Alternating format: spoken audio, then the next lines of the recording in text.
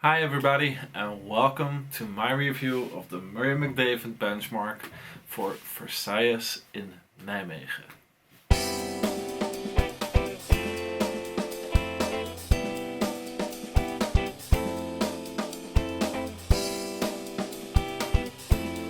A few weeks ago I was visiting Versailles in Nijmegen where I was talking to the owner, and it's one of the great liquor stores in the Netherlands in my opinion. You have a couple, but this is one where there is not one, but I think two tables completely filled with open bottles where you can try some of the drams before you buy them.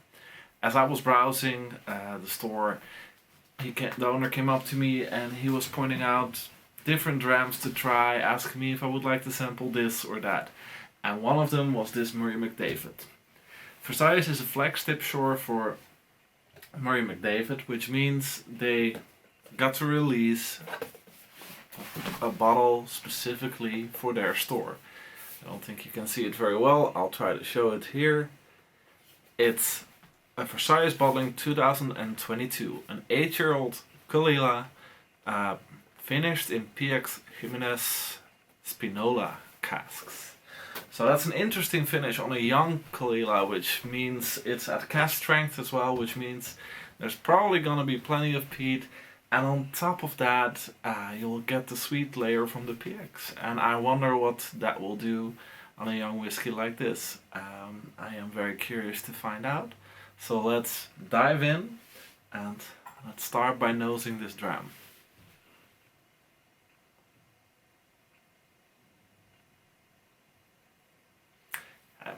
Before I say anything, in fact you could already smell the peat coming from the glass as you sit here.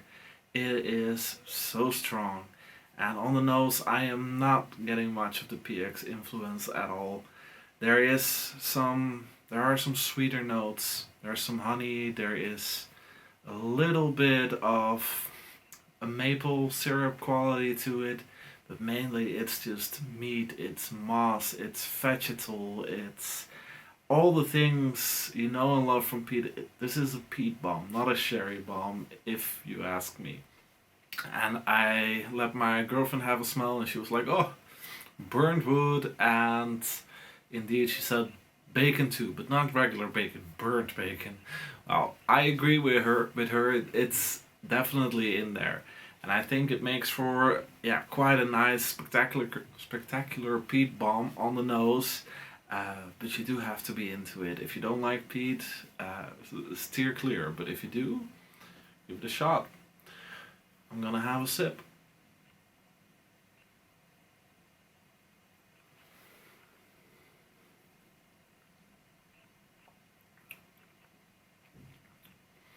Oh, the flavors are so intense. The first thing I want to say is that I do notice the PX influence here, because I'm getting honey, I'm getting some fruit, some orange zest, but also just regular orange, a little bit of a clementine maybe.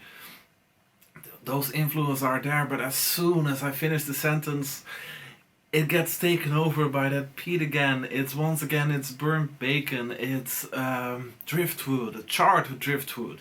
It's ocean. The ocean-like quality is a bit of the salt that you would taste in the air as you walk up to the beach, or even a bit of salted licorice, in fact, which is a note I like. I am sometimes a bit hesitant when I get licorice in my whiskies, but not when it's the salted variant, because I do like that. All in all, this is just overwhelming, and I feel like it needs some water in most cases. I always say, and I sometimes get a big laugh with this, because I say I like being slapped around a bit, and people look at me like I'm into bondage stuff or something. I'm not. I just mean I like it when the flavors are full, when they're rough.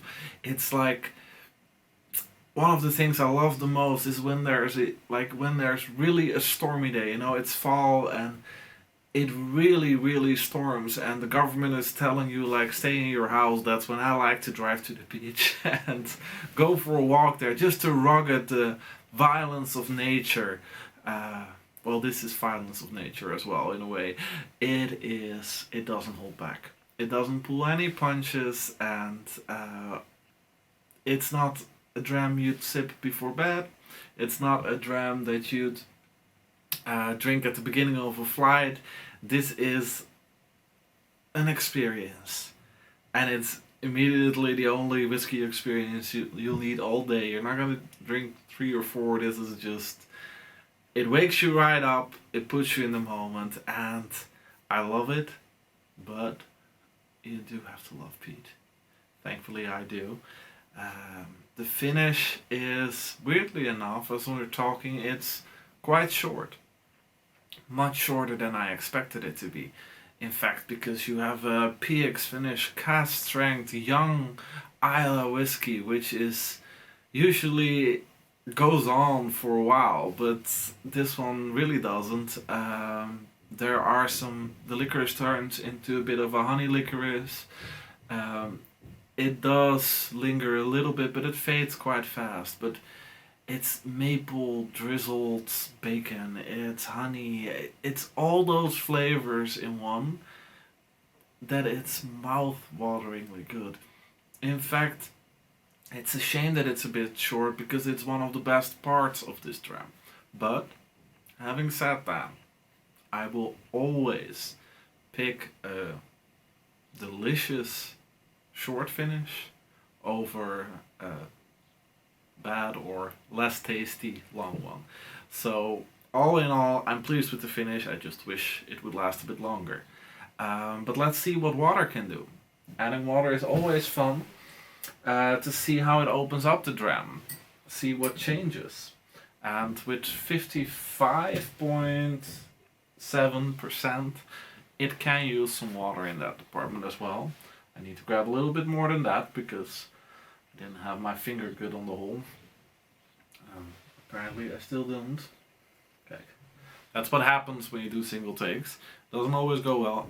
I added a fair amount.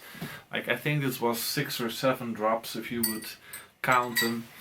And the reason I do that is because I want to see how it evolves the dram, because it does indeed, it brings everything full force, and I want to see if adding water changes that a bit.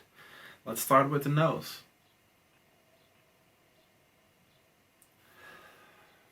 On the nose it does have an effect. The peat is much more subdued, and I'm picking up on some of the orange, but also just vanilla and just some lighter flavors on the nose, and it becomes a lot more sweeter, especially honey comes through. Don't get me wrong, the peat is still there, but it feels toned down a bit more balanced.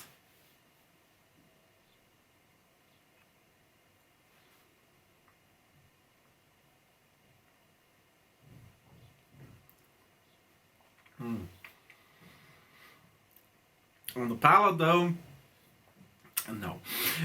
This does not calm me down. It's still full force. It is a bit towards the sweeter side. There's a lot more licorice root coming through. There's more honey, so the meat notes get toned down a bit, but it is still very much full force. This dram does not play around. So yeah, calming it down, no. Changing it, definitely. I can't say which I like better. I think the first version, because I love a bacon note in my whiskey. That is just something that the first time I noticed that it was so weird, but so good, and I kept wanting to find it, so I love that note. So I would prefer it without water for now, but it's still good with water, and it's just different, but not dialed down at all. And the finish, it stays the same. It goes away quite fast. The licorice root also comes a bit through in the finish. It does change a bit. You once again lose a bit of the meaty flavors, and it goes a bit more towards the sweeter side. If anything, adding water adds a lot of sweetness to this dram. But all in all, it doesn't change too much. And the finish, it doesn't lengthen the finish. It just stays a proper good dram. And I can recommend this to anyone living in the Netherlands, because it's exclusive to the store in Nijmegen. But pick one up before they're all gone, because if you like peat, let me add that. You have to love peat, you have to be a peat head, because this is a peat bomb. But if you like it, give it a go, because it is amazing, and visiting the store, Versailles, is a treat in itself. It's where people really have fun, where they love whiskey, and where they like sharing and talking about it. And that can be just such a joy in itself. And I am in no way sponsored by them at all. I just had a good experience there, and I thought I'd share it with all of you. It's been a pleasure. Thank you all for watching, and I hope to see you again soon. Slàinte mhath!